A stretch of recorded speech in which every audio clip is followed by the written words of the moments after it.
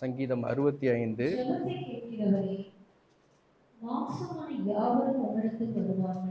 ஆமென், ஆமென். ஜெபத்தை கேட்கிறவரே மாம்சமான யாவரும் உம்மிடத்தில் வருவார்கள் என்று இந்த வேத வசனம் சொல்லுகிறது. இஸ்ரவேலின் ராஜாவாகிய தாவீது அவருடைய பாடல்கள் எல்லாமே ஒரு ஜெபந்தான். அவர் எவ்வளவோ இக்கட்டுகள், எவ்வளவோ சூழ்நிலைகள் மத்தியில் அவர் ஒரு சோர்வுக்குள்ள இருக்கும் பொழுது கர்த்தர் அவருக்கு பாடல் மூலமாக தான் இந்த வசனங்கள் கொடுக்குறாரு. அதுதான் இன்னைக்கு சங்கீதமாக நம்ம படிக்கிறோம். அப்படிப்பட்ட ஒரு வசனம் தான், ஜெபத்தை கேட்கிறவரே மாம்சமான யாவரும் உம்மிடத்தில் வருவார்கள் என்று வாசிக்கும். நம்ம தேவன் ஜெபத்தை கேட்கிற தேவன் மாத்திரம் இல்லை, ஜெபத்திற்கு பதில் தருகிற தேவன். நிறைய நம்மளுடைய வாழ்க்கையில நம்ம ஆண்டவர் இடத்துல ஜெபிக்கும் பொழுது கர்த்தர் இந்த ஜெபத்தை அப்படியே விட்டு விட்டு கடந்து செல்லுகிறவர் கிடையாது. அவர் அப்புறம் போகிறவராக கடந்து செல்லுகிற தேவன் கிடையாது. அந்த ஜெபத்திற்கு பதில் தருவார். நம்ம என்ன பண்ணணும்? விசுவாசத்தோட அந்த ஜெபத்துல உறுதியாய் கூட இருக்கும் பொழுது அந்த ஜெபத்திற்கு தேவன் மெய்யாகவே பதில் தருகிற தேவனாயிருக்காரு. ஆனா இங்க பாத்தீங்கன்னா மாம்சமான யாவரும் இடத்தில் வருவார்கள் சொல்லும்போது, மாம்சமான நம்ம அவரை தேடுறது இல்லை. நம்ம என்ன பண்றோம்? மனுஷர்களுடைய உதவியை நாடிட்டு அப்படியே கடந்து செல்லிடும். ஆண்டவர் எனக்கு செய்வார்னு நம்ம நிறைய பேர் சொன்னாலும் நம்ம அவரோட முழு விசுவாசத்தோட கூட போய் ஜெபத்துல போய் யாரும் போய் நின்று இது பண்றது இல்லை, ஆண்டவர்கிட்ட கேட்கறது இல்லை. ஆண்டவர் எனக்கு செய்யுங்க அப்படின்னு சொல்லிட்டு நம்ம யாரும் அந்த அந்த உறுதி நம்ம கிட்ட பொதுவாகவே நம்ம ஜனங்கள்கிட்ட உறுதி இல்லை. அதனால தான் குடும்பங்கள்ல பார்த்தீங்கன்னா நிறைய சண்டைகள், பிரச்சனைகள், அது இல்லாமல் நிறைய சமாதான சீர்கேடுகள், நம்மளுடைய விசுவாசத்தை விட்டு வழுவி போகிறதான நிறைய காரியங்கள் என்ன நடக்குது? சத்துரு கொண்டு இந்த ஜெபத்திலேருந்து விலகி செல்லுமாறு, ஆண்டவர்கிட்ட விலகி செல்லுமாறு கூட நிறைய பிரச்சனைகளை கொண்டு வரோம். அப்போ நான் அதெல்லாம் விட்டு நம்ம வெளியே வரணும்னு என்ன பண்ணணும்னா, ஒவ்வொரு நாளும் நம்ம குடும்பத்தில் ஜெபத்தில் உறுதியாய் கூட இருக்கணும். எவ்வளவோ ஜெப வீரர்கள் வேதத்தில் வாசிக்கிறோம், ஜெபத்தில் உறுதியாய் தரித்திருந்து அநேக காரியங்களை பெற்றுக்கொண்டார்கள் என்று சொல்லிட்டு வாசிக்கிறோம். எவ்வளோ பேர் நமக்கு முன்பதாக நம்மளுடைய வேதத்தில் நிறைய வசனங்களை ஆண்டவர் கொடுத்துருக்காரு, நிறைய விதமான உதாரணங்கள் கொடுத்துருக்காரு. அந்த ஜெபத்தில் உறுதியாய் பற்றி கொண்டு அவர்கள் எவ்வளவோ ஜெயம் எடுத்தார்கள். அன்னால் கூட பார்த்தீங்கன்னா உறுதியாய் கூட ஜெபத்தில் தங்கினதுனால தான் சாமுவேல் தீர்க்கதரிசி கொடுத்தாரு. அதனால தான் அவங்க சாமுவேல் தீர்க்கதரிசியில் அவங்க ஆலயத்திலே ஜெபாலயத்திலே விட்டு போகணும். அவங்க எவ்வளோ பெரிய தீர்க்கதரிசியாக வந்தார் பாருங்க. அப்போது எல்லாத்துக்கும் காரணம் என்னன்னா, அந்த ஜெபத்தில் அவங்க உறுதியாய் தரித்து கொள்ள வேண்டும், ஜெபத்தை உறுதியாய் கூட இருக்கணும் அப்படின்னு சொல்லிட்டு நம்ம வாசிக்கிறோம். இன்னைக்கு அப்படிப்பட்ட ஒரு ஜெபத்துக்குள்ளாக நம்ம கடந்து செல்லும் பொழுது ஜெபத்தினால் வருகிற ஒரு சில பலன்களை நம்ம பார்க்கலாம். ஜெபத்தில் நம்ம நீங்காமல் உறுதியாய் கூட ஆண்டவரை பற்றி கொண்டு நம்ம ஜெபிக்கும் பொழுது தேவன் நமக்கு எப்படிப்பட்ட காரியங்களை, எப்படிப்பட்ட நன்மைகளை செய்கிறார், அதன் மூலமாக வர பலன்களை எல்லாம் நாம் பார்க்கலாம். அதுக்கு முன்பதாக ஒரு வசனத்தை வாசிக்கலாம். லூக்கா எழுதிய புஸ்தகத்தில் 18ஆம் அதிகாரம் 1-8 முடியாதான வசனங்களை வாசிக்கலாம். நான் வாசிக்கிறேன். லூக்கா 18 1-8 முடியாதான வசனங்கள். சோர்ந்து போகாமல் எப்பொழுதும் ஜெபம் பண்ண வேண்டும் என்பதை குறித்து அவர்களுக்கு அவர் ஒரு உமையாய் சொன்னார். ஒரு பட்டணத்தில் ஒரு நியாயாதிபதி இருந்தான். அவன் தேவனுக்கு பயப்படாதவனும் மனுஷரை மதியாதவனுமாய் இருந்தான். அந்த பட்டணத்திலே ஒரு விதவையும் இருந்தாள். அவள் அவனிடத்தில் போய், எனக்கும் என் எதிராளிக்கும் இருக்கிற காரியத்தில் எனக்கு நியாயம் செய்ய வேண்டும் என்று விண்ணப்பம் பண்ணினாள். வெகு நாள் வரைக்கும் அவனுக்கு மனதில்லாதிருந்தது. பின்பு அவன், நான் தேவனுக்கு பயப்படாமலும் மனுஷரை மதியாமலும் இருந்தும் இந்த விதவை என்னை எப்பொழுதும் தொந்தரவு செய்கிறபடியினால் இவள் அடிக்கடி என்னை அலட்டாதபடி இவளுக்கு நியாயம் செய்ய வேண்டும் என்று தனக்குள்ளே சொல்லி கொண்டான் என்றார். பின்னும் கர்த்தர் அவர்களை நோக்கி, அநீதியுள்ள அந்த நியாயாதிபதி சொன்னதை சிந்தித்து பாருங்கள். அந்தபடியே தேவன் தம்மை நோக்கி இரவும் பகலும் கூப்பிடுவர்களுக்கு தம்மால் தெரிந்து கொள்ளப்பட்டவர்களின் விஷயத்தில் நீடிய பொறுமையுள்ளவராய் இருந்து அவர்களுக்கு நியாயம் செய்யாமல் இருப்பாரோ? சீக்கிரத்தில் அவர்களுக்கு நியாயம் செய்வார் என்று உங்களுக்கு சொல்லுகிறேன். ஆகிலும் மனுஷகுமாரன் வரும்பொழுது பூமியிலே விசுவாசத்தை காண்பாரோ என்றார். இந்த வசனங்களை நம்ம ஆண்டவராகிய இயேசு கிறிஸ்து அந்த காலத்தில் ஒரு ஓமையாக கூட சொன்னார். இப்போ அந்த காலத்தில் பார்த்தீங்கன்னா ஒரு ஒரு விதவை தாய் என்ன பண்ணுறாங்க, அவங்களுக்கு ஒரு நியாயமாய் கிடைக்க வேண்டிய விஷயத்துக்காக பல நாட்கள் போராடுறாங்க. ஆனால் அவங்களுக்கு அது கிடைக்கல. அந்த அநீதியுள்ள நியாயாதிபதி என்ன செய்கிறாருன்னா, அவர் வந்து கொடுக்குறேன்னு சொல்லி ஏமாற்றி கடந்து செல்லு கொண்டே இருக்கிறார். ஒரு கட்டத்தில் அவர் ஒரு மனம் மாறுறாரு. எப்படி மனம் மாறுறாரு அப்படின்னா, நான் கண்டிப்பாக அவங்களுக்கு செய்யணும் அப்படின்னு சொல்லிட்டு மனம் மாறி, அப்போ இப்படிப்பட்ட ஒரு காரியத்தில் அவர் ஆண்டவரே அவர் மாற்றுறாங்க. அவர் அதே அநீதியுள்ள நியாயாதிபதி எப்படி மாறுறாராம், அவங்களுக்கு நியாயம் செய்யணும் அப்படின்னு சொல்லிட்டு மாறுற அளவுக்கு இந்த காரியத்தை நம்ம பார்க்குறோம். ஆண்டவர் சொல்கிறாரு, அந்த காரியங்களை நீங்கள் விசுவாசித்து பாருங்கள், நீங்கள் கொஞ்சம் சிந்தித்து பாருங்கள். அந்த அநீதியுள்ள நியாயாதிபதியே அவனுக்கு வந்து நன்மை செய்ய நினைக்கும் பொழுது, உங்களை படைத்த தெய்வமாகிய நான் உங்களுக்கு செய்யாமல் இருப்பேனோ அப்படின்னு சொல்கிறாரு. ஆனால் ஆண்டவர் இங்கே ஒரு விஷயத்த சொல்கிறாரு, இரவும் பகலும் தம்மை நோக்கி இரவும் பகலும் கூப்பிடுகிற உங்களை தம்மால் தெரிந்து கொள்ளப்பட்ட உங்களுக்கு நீடிய பொறுமையுள்ளவராய் இருந்து கண்டிப்பாக நான் நியாயம் செய்வேன் அப்படின்னு சொல்லிட்டு ஆண்டவர் சொல்கிறார். அப்போது ஆண்டவர் வந்து என்ன சொல்கிறாருன்னா, இரவும் பகலும் நம்ம அவரை நோக்கி கூப்பிடும் பொழுது ஆண்டவர் பார்க்குறாரு. பார்த்துட்டு நீடிய பொறுமை உள்ளவராய் கூட இருந்து நியாயம் செய்ய வல்லவராய் இருக்கிறேன் அப்படின்னு சொல்லிட்டு சொல்கிறாரு. அப்போது தேவன் வந்து நமக்கு நம்மளோட ஜெபத்தை கேட்டு நமக்கு நன்மைகளை செய்கிற வல்லவராக இருக்கு. நமக்கு ஒரு விசுவாசம் இருக்கணும். நம்ம வந்து அந்த அநீதியாக இருக்கிற அந்த அந்த அநீதியாக உள்ள நியாயாதிபதியே வந்து மனம் மாறு அவனுக்கு நன்மை செய்யும் பொழுது, நம்மளை படைத்த தேவன் வந்து நமக்கு கண்டிப்பாக நன்மை செய்வார் அப்படின்ற ஒரு விசுவாசம் இருக்கு. நமக்கு இருக்க வேண்டியது என்னன்னா, தேவன் எப்படி நீதியோடு ஒரு நீடிய பொறுமை உள்ளவராக இருந்தாரோ அதே போல் நம்மளும் நீடிய பொறுமையோ கூட இருக்கணும். யோபோட விசுவாசத்தை நம்ம எல்லாருக்கும் அறிஞ்சிருக்கோம். யோபுக்கு எவ்வளவோ இக்கட்டுகள், சத்ரு வந்து எவ்வளவோ அவரை போட்டு அவனுடைய குடும்பத்தை அழிக்கிறான், சொத்து சுகம் எல்லாத்தையும் அழிச்சிட்டு போயிடுறான். கடைசியாக வந்து பார்த்தீங்கன்னா அவங்களோட சரீரமே வந்து அழிவுக்குள்ள சூழ்நிலைக்கு கொண்டு செல்லப்படுகிறது. மனைவி வந்து என்ன சொல்கிறாங்க, முற்றிலுமாய் நீ செத்துப்போன்னு சொல்லும் பொழுதும் அவர் என்ன பண்ணுறாரு, ஆண்டவரை தூஷிக்காம கர்த்தர் எனக்கு நன்மை செய்தார், கர்த்தர் கொடுத்ததுக்கு ஸ்தோத்திரம் சொல்லிட்டு அவருக்கு நீடிய பொருளாக இருந்தார். கடைசியில் நம்ம பார்க்குறோம், ரெட்டிப்பான நன்மையினால் யோபை வந்து ஆண்டவர் வந்து திருப்தி அளித்து அவரை உயர்த்துகிற வல்லவராய் கூட இருக்கிறார். இன்றைக்கு நமக்குள்ள அப்படிப்பட்ட ஒரு நீடிய பொறுமை நமக்கு இருக்கணும். கர்த்தரை நோக்கி துதிக்கணும், கர்த்தரை நம்ம ஒவ்வொரு நாளும் வந்து ஜெபத்தில் தேடணும் அப்படின்ற ஒரு காரியத்தில் நம்ம உறுதியாகி கூட இருக்கணும். எனக்கு கூட பார்த்தீங்கன்னா சில வருடங்களுக்கு முன்பதாக என்னை தெரிந்த என்னோட ரிலேஷன்ஸ்க்கு நிறைய பேருக்கு தெரியும், எனக்கு கூட அநீதியான காரியங்கள் வந்து என்னுடைய வாழ்க்கையிலும் நடக்கிறதுக்கு இருந்தது. அப்போ அந்த மாதிரி சூழ்நிலையில் என்ன நடந்தது அப்படின்னா, நான் அப்போ என்ன சொல்கிறேன், அந்தளவுக்கு நாங்கள் வந்து ஆண்டவருக்குள்ளே வளரல. அப்போது இந்த மாதிரி நடக்குதே அந்த மாதிரி நடக்குதுன்னு சொல்லிட்டு நம்ம தெரிஞ்சவங்கள்ட்ட மனுஷர்கள்ட்ட தான் போய் உதவி தேடணும். இப்படி நடக்குதே அப்படி நடக்குதே, என்ன செய்யலாம், என்ன ஒரு ஆலோசனை சொல்லுங்கன்னு. எல்லாம் என்ன சொன்னாங்கன்னா, நீங்கள் லீகலாக போய் ஆக்ஷன் எடுத்து லீகலாக அந்த காரியங்களுக்காக போய் பண்ணுங்க அப்படின்னு சொல்லிட்டு தான் எங்களுக்கு சொன்னாங்க. பட் ஆண்டவர் எங்களுக்கு அந்த நாட்களில் செய்திகள் மற்றும் நாங்கள் சந்தித்த எங்களுடைய ஜெப தலைவர்கள், என்னுடைய சகோதரர் எல்லாருமே சொன்னதுன்னா, பொறுமையாக இரு, ஆண்டவர் உங்களை குயவனாய் உங்களை வணைகிற காலம் இது, நீ என்ன பண்ணுன்னா அவசரப்பட்டு எந்த காரியத்தையும் செய்யக்கூடாது, பொறுமையாக இருந்து ஆண்டவர்கிட்ட ஜெபத்தில் நீ வந்து உன்னுடைய காரியங்கள்லாம் வைக்கும் பொழுது கர்த்தர் உனக்கு நீதி செய்வார், உனக்கு நன்மை செய்வார், நியாயம் செய்வார் அப்படின்னாங்க. அதே போல தான் பார்த்தீங்கன்னா ஒரு காலம் வந்தது, நமக்கு அநீதி செய்ய நினைச்சவங்க என்ன பண்ணாங்க, அவங்களே எங்களை கூப்பிட்டு நீ வந்து இது தவறு அப்படின்னு சொல்லிட்டு அந்த காரியங்களுக்கு விடுதலையாக கூட எங்களுக்கு கொடுத்தாங்க. அப்போ என்னுடைய வாழ்க்கையில் நான் இது உணர்ந்தேன், ஆண்டவர் எனக்கு நன்மை செய்தார், அநீதியாய் போக வேண்டிய காரியத்தை வந்து தேவன் நீதியாக எனக்கு மாற்றி எனக்கு நன்மை செய்தார். அப்போது வந்திருக்கிற உங்களுக்கும் தேவன் வந்து நிச்சயமாகவே நீதி செய்ய வல்லவராய் கூட இருக்கார். ஏன்னா அவங்களுடைய இருதயத்தில் இருக்கிற பாரங்கள் வந்து ஆண்டவருக்கு தான் தெரியும். ஏன்னா நம்ம வந்துடலாம், இங்கே நல்லா பார்க்கறதுக்கு நம்ம சந்தோஷமாக இருக்கலாம், ஆனால் இருதயத்துக்குள்ளே தான் அவங்களுடைய வேதனைகள் எல்லாமே இருக்கும். நீங்களும் ஆண்டவர்கிட்ட உறுதியாய் கூட ஜெபத்தில் எல்லா காரியங்களும் வைக்கும்போது நம்ம சோர்ந்து போகாமல் தான் வாசிக்கிறோம். சோர்ந்து போகாமல் ஜெபிக்க வேண்டும் என்று ஆண்டு ஜெபிக்கும் பொழுது ஆண்டவர் நிச்சயமாகவே உங்களுக்கு அவருக்கு தர வேண்டிய பலன்களை தருவார் என்பது நிச்சயம். இன்னொரு வசனத்தை வாசிக்கலாம். இப்போ ஜெபத்தினால கிடைக்கிற பலன்கள் என்ன அப்படின்னு சொல்லிட்டு வாசிப்போம். சங்கீதம் 107 6ஆம் வசனத்தை வாசிக்கலாம். சங்கீதம் 107 6ஆம் வசனம். சங்கீதம் 107 6 வசனங்களை வாசிக்கலாம்.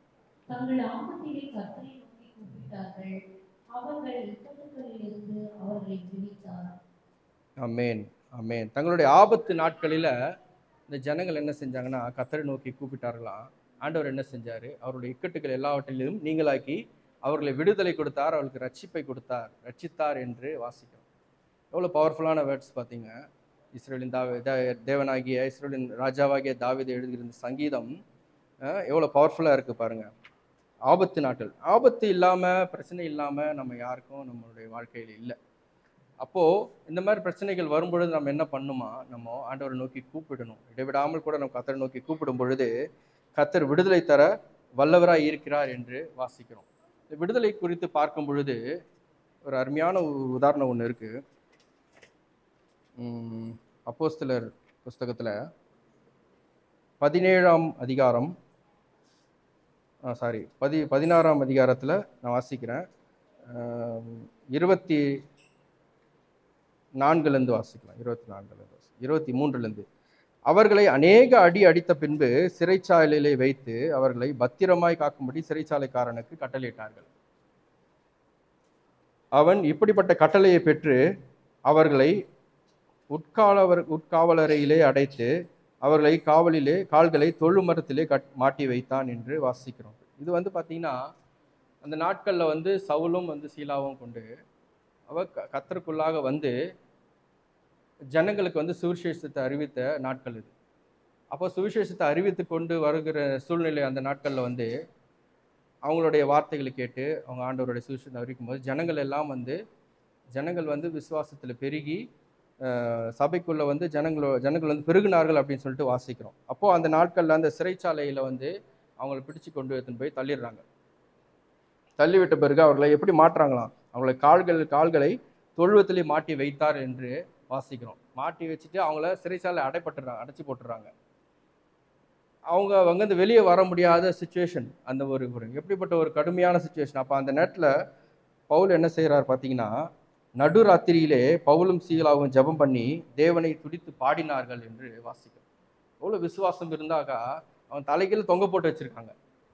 அந்த சூழ்நிலை அவங்களோட விசுவாசம் எப்படி இருக்குதுனாக்கா, எந்த நேரத்தில் நான் இஸ்ரவேல் ராஜா சொல்கிறது போல கர்த்தரை நான் எக்காலத்திலும் ஸ்தோத்திரிப்பேன், அவர் துதி எப்பொழுது என் வாயில் இருக்கும் என்றது போல அப்படிப்பட்ட ஒரு கடுமையான சூழ்நிலை. நம்ம என்ன பண்ணுவோம், அழுதுன்னு ஒரு கட்டத்துக்கு மேலே அப்படியே விட்டுருவோம். நம்மளுடைய சூழ்நிலை அப்படியே மறைச்சு கூட போயிட்டு இருப்போம் போல இருக்கு. ஆனால் இவங்க என்ன பண்ணுவாங்க, அந்த தலைகீழ தொங்க விட்டுருந்தாலும் ஆண்டவரை ஜபத்தினாலும் துதியினாலும் சத்தமாய் கூட துதித்தார்கள் என்று வாசிக்கிறோம். அப்போ என்ன நடக்குதுன்னா, காவலில் வைக்கப்பட்டது அதை கேட்டு கொண்டிருந்தார்கள். சடிதியிலே சிறைச்சாலையின் அஸ்திபாரங்கள் அசையும்படியாக பூமி மிகவும் அதிர்ந்தது. உடனே கதவுகள் எல்லாம் திறவுண்டது, எல்லாருடைய கட்டுகளும் கழண்டு போயிட்டு. காட் இங்கே எவ்வளோ பெரிய மிராக்கல் பண்ணியிருக்காரு. இதற்கு காரணம் என்னன்னா, அப்படிப்பட்ட ஒரு கடினமான சூழ்நிலை வந்தபொழுது என்ன பண்ணாங்க, ஆண்டவரை நோக்கி துதிக்கிறது அவங்க விடவே இல்லை. கர்த்தரை நோக்கி துதிச்சாங்க, ஜபத்தினாலும் துதியினாலும் தேவனை மகிமைப்படுத்தினாங்க. ஆண்டவர் பார்த்தாரு, அந்த இடத்துல இப்படி துதிக்கிறோம் என்னுடைய ஜனங்கள் வெட்கப்பட்டு போகக்கூடாது அப்படின்றது ஆண்டவர் உறுதியாக நினைச்சாரு. அவங்களுக்கு விடுதலை கொடுத்தார். விடுதலை கொடுத்தது மாத்திரம் இல்லை, அந்த சிறைச்சாலை அதிபதியே ரட்சிப்புகள் கொண்டு வர அளவுக்கு தேவன் அந்த இடத்துல மிகப்பெரிய அற்புதத்தை செஞ்சார். இன்னைக்கு நம்மளுடைய வாழ்க்கையில் இப்படிப்பட்ட ஒரு இந்த அளவுக்கு பெரிய காரியங்கள்லாம், இந்த அளவுக்கு சோதனைலாம் வராது.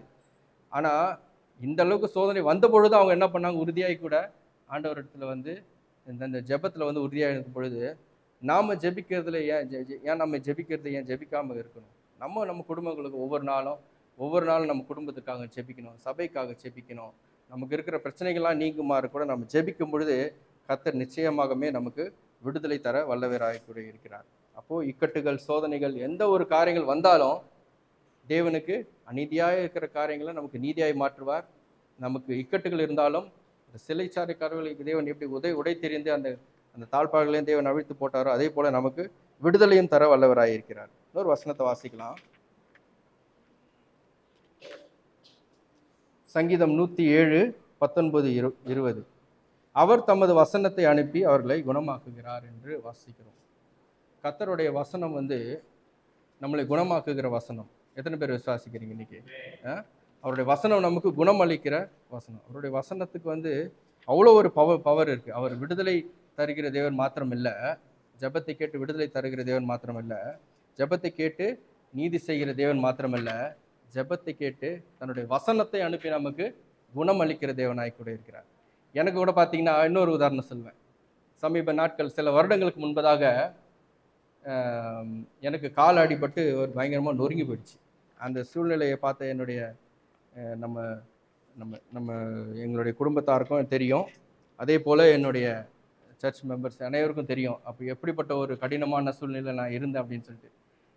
நிறைய பேர் சொல்லுவாங்க பார்த்தீங்களா, இப்படி இருந்தவர் இப்படி ஆயிட்டார் அப்படின்னு சொல்லிட்டு. அந்த மாதிரி ஒரு படு மோசமான சுச்சுவேஷனில் நான் இருந்தேன். அப்போ எங்களுடைய வேதனைகள், எங்கள் குடும்பம் ஃபுல்லாகவே ஸ்தம்பித்து போயிடுச்சு.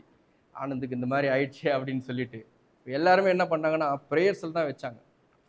ப்ரேயர்ஸில் தான் என் குடும்பத்துக்கு பயங்கரமான ஒரு பண செலவு, என்னுடைய சரீரம் இந்த ஒரு மாதிரி ஒன்று இந்த மாதிரி ஒரு இக்கட்டில் ஆயிடுச்சு.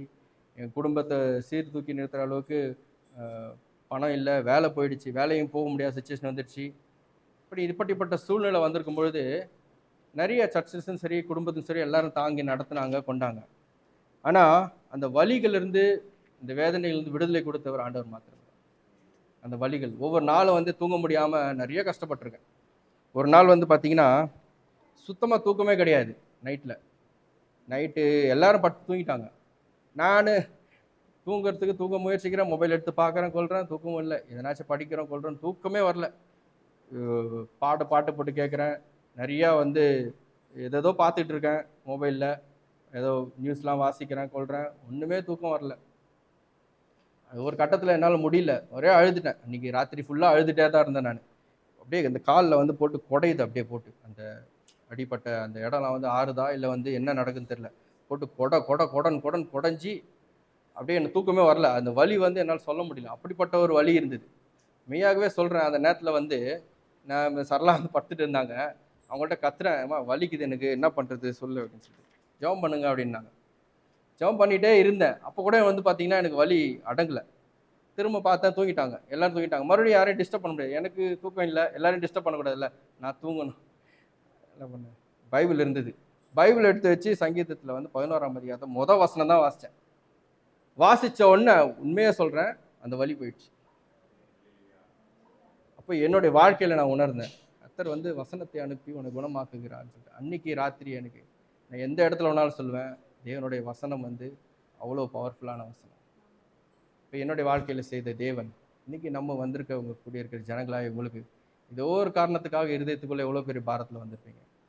தேவன் வசனத்தை அனுப்பி உங்களை குணமாக்க வல்லவராக இருக்கிறார் என்று இதனால் நான் சொல்லுவேன். இன்னொரு வசனத்தை வாசிக்கலாம். சங்கீதம் 138:3.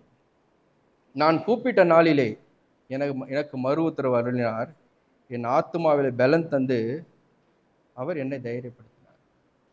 நம்மளுடைய தேவாதி தேவன் வந்து நீதி செய்கிற தேவன் மாத்திரமல்ல, விடுதலை கொடுக்கிற தேவன் மாத்திரமல்ல, அவர் குணமாக்குகிற தேவனும் அவர் பலப்படுத்துகிற தேவனாய்.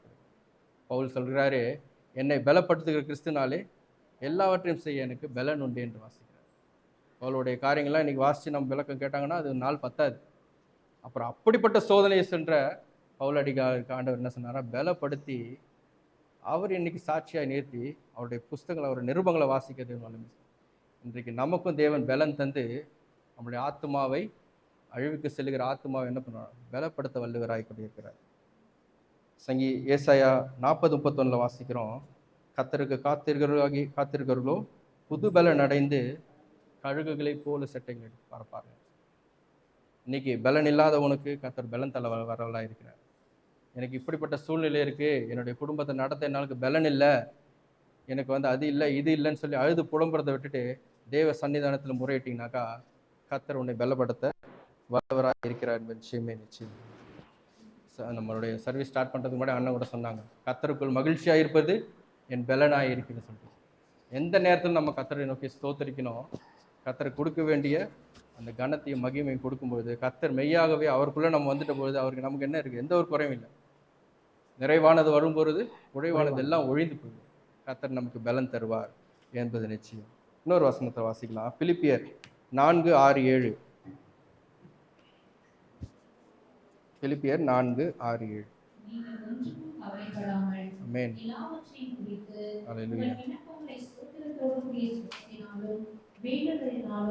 தேவனுக்கு தெரியப்படுத்துங்கள், அப்பொழுது எல்லாவற்றிற்கும் மேலான தேவ சமாதானம் உங்கள் இருதயங்களை உங்கள் சிந்தைகளையும் கிறிஸ்து இயேசுவுக்காக காத்துக்கொள்ளும்.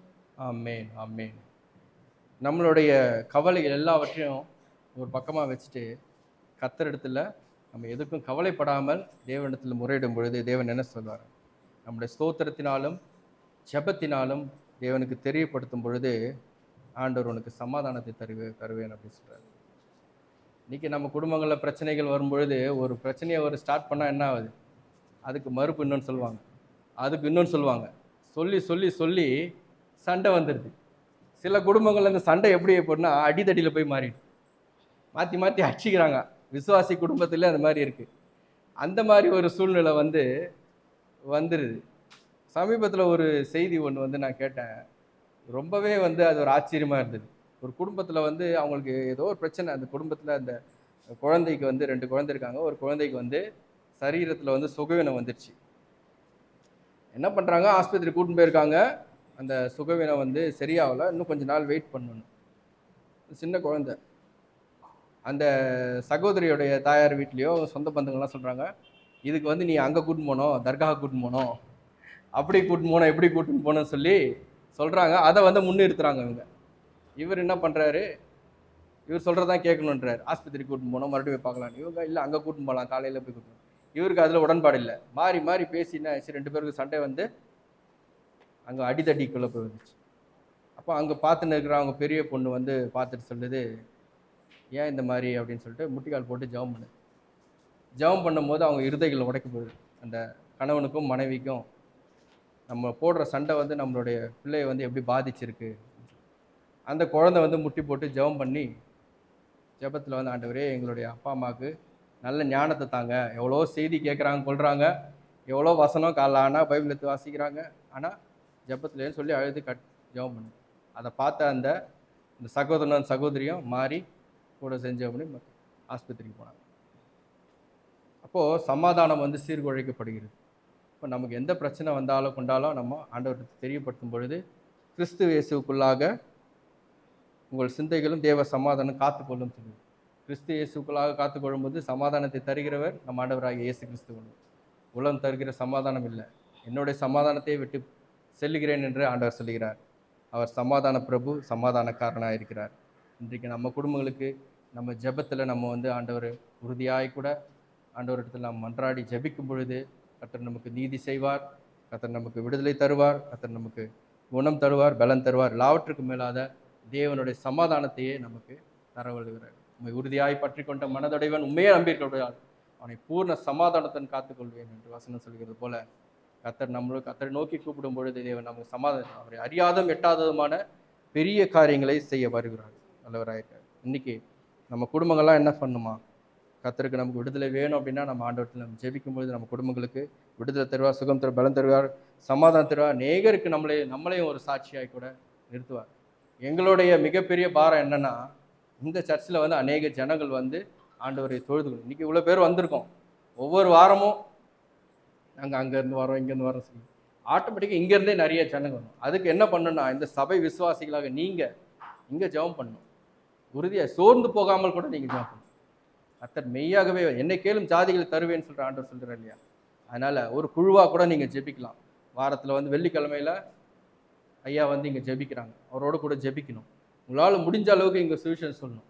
கர்த்தருக்குள்ளே எப்படி கொண்டு வரதுன்னு பார்த்து இதற்காக பாரப்பட்டு ஒரு குழுவாக கூட தனிப்பட்ட ஜெபத்தில் உங்களோட வீட்டு ஜெபத்தில் ஜெபிக்கும்போது மெய்யாகவே தேவன் இந்த தேசத்தில் ஒரு பெரிய அற்புதத்தை செய்து இங்கே அநேக ஜனங்களை கொண்டு வருவார். நாங்கள் விசுவாசிக்கிறோம், இடம் கொள்ளாமல் போகிற அளவுக்கு இங்கே அநேக ஆத்துமாக்களை கர்த்தர் தருவார். அதனால் அதற்காக நாம் ஜெபிக்கலாம். பாடலை பாடுவோம்.